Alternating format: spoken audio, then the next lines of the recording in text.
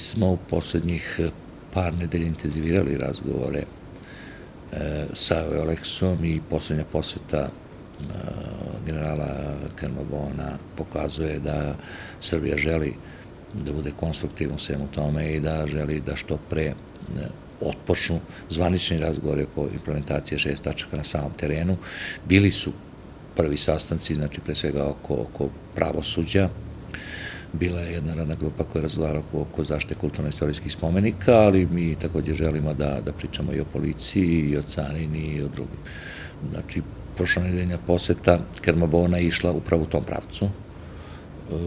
Imali smo vrlo konstruktivne razgovore i dogovorili smo se da na tehničkom nivou ubrzamo tu vrstu razgovora, jer prosto svi ima interes da na Kosovu i Metohiji započne vladavina prava, da ne postoji više bezbednosni vakum i da prosto svi građani na Kosovu i Metohiju se osjećaju sigurno, bezbedno i da mogu da ostvaruju svoje osnovna ljudska i građanska prava.